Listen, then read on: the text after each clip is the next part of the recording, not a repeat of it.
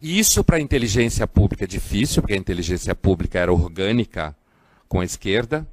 É difícil para a maior parte dos professores e alunos e estudantes, porque continuam crescendo na expectativa de que esse universo que representava o PT significa o universo do bem. E por isso que os analistas portugueses colocaram isso encostado na Inglaterra na eleição do Trump. Por quê? Porque é um momento de ruptura. No caso nosso do Brasil aqui, é um momento de ruptura em relação à nossa história dos anos 60 para cá, principalmente. Tá? Uma ruptura que parece uma ruptura de pessoas que fizeram uma opção menos idealizada, menos sonhada, mais pragmática, mais desencantada, né? Uma opção que alguns leem como o fechamento, recuo, uma opção conservadora, né? Alguns falam o crescimento dos evangélicos, né? Quando as pessoas discutem a eleição municipal do Rio de Janeiro e falam da vitória do Crivella, isso dá medo em muita gente. Quando a gente fala da inteligência pública e universitária, dá medo em muita gente. E não só nesse universo. E o que vai acontecer, né? Como que o Crivella ganhou? O Crivella ganhou porque o outro candidato achava que o Rio de Janeiro era o centro acadêmico das ciências sociais. E ele estava dentro desse centro acadêmico e achou que era isso. E aí as pessoas têm medo, muita gente tem medo, porque o Crivella significa o crescimento de uma população evangélica. Mas não foi os evangélicos que elegeram sozinho o Crivella, senão ele não era eleito, né?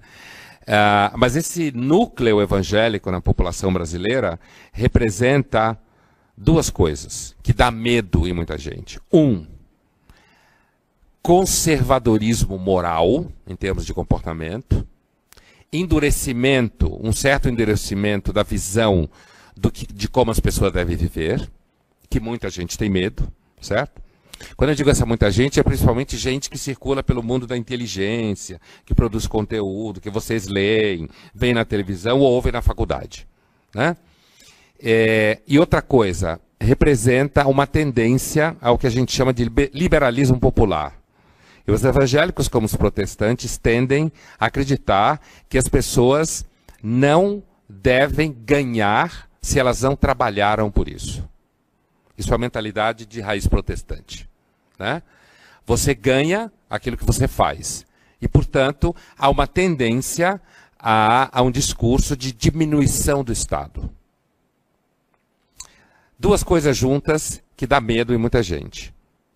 Conservadorismo moral, portanto, discurso centrado na família, discurso de redução de certas questões que têm a ver com comportamento, sexualidade, por exemplo, certo?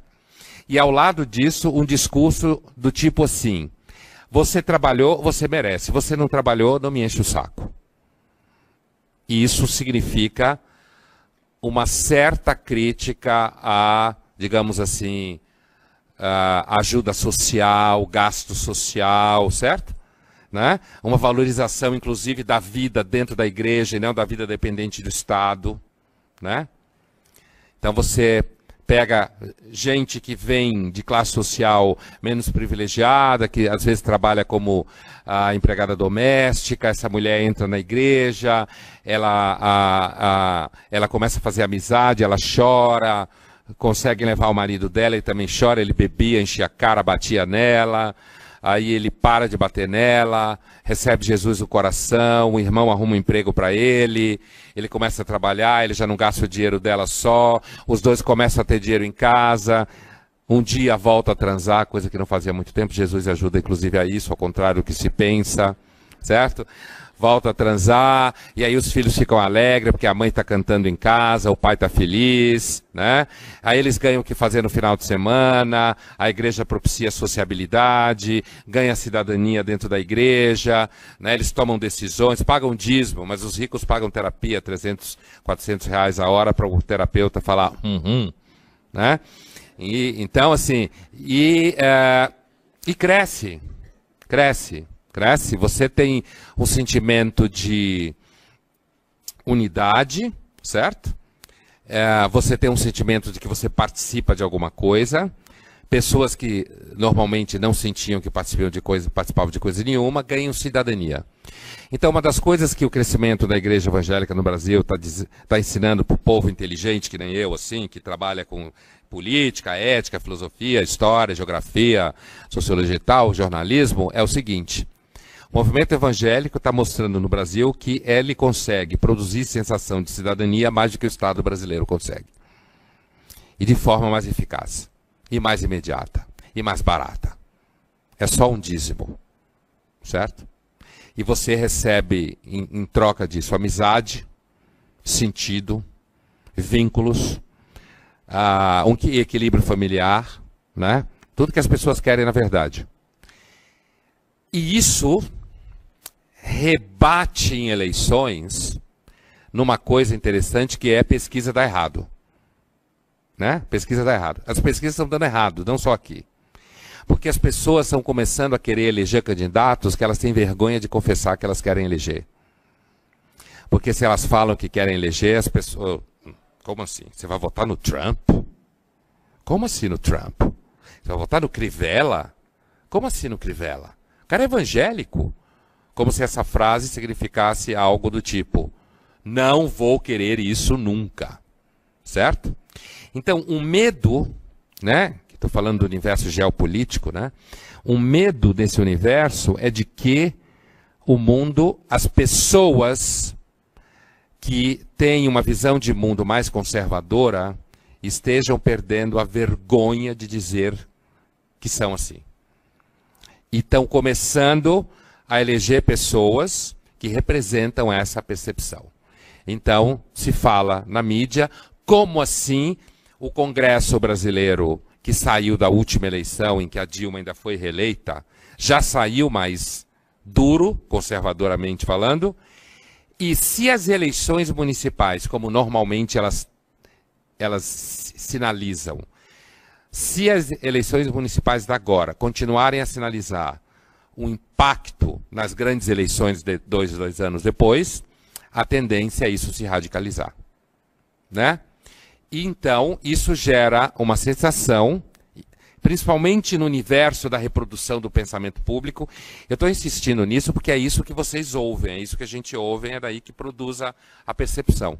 Isso causa o sentimento de que o mundo está mudando, o Brasil está mudando, e de repente pessoas saíram da toca e começaram a falar, sei lá, vou usar um clichê, gente que vira e fala assim: eu acredito em Deus mesmo, e daí? Ou eu acredito na família, e daí? Né? Ou eu sou evangélico mesmo, eu congrego em tal igreja, e daí? Né? E isso você ouve, como assim? De onde você apareceu? Eu pensei que você tinha sumido, ou você estava em desaparecimento, né? Pelo contrário, no caso dos Estados Unidos, né? Então no Brasil, o medo nasceria do sentimento de que o Brasil está fazendo uma guinada conservadora, no sentido moral e político, né? E isso, eu quero que fique claro para vocês, não sei se está claro, isso no ciclo pós-ditadura é uma ruptura. É uma ruptura porque as pessoas tinham medo de dizer que pensavam assim, queriam isso, porque tinham medo que achassem que elas eram torturadoras, malvadas, cruéis. E as pessoas estão perdendo a vergonha na cara de dizer isso. E falam e acabou. Olha, eu não sou torturador, não sou nada disso, mas eu acho isso. E depois que já foi eleito, fala, votei em fulano. Né? Vamos ver se isso vai se reforçar nos próximos 2 anos. Mas o que a gente está vendo nesse momento é essa tendência. Isso está deixando as pessoas que se acham mais inteligentes em pânico. A universidade está em pânico, a maior parte dos jornalistas está em pânico.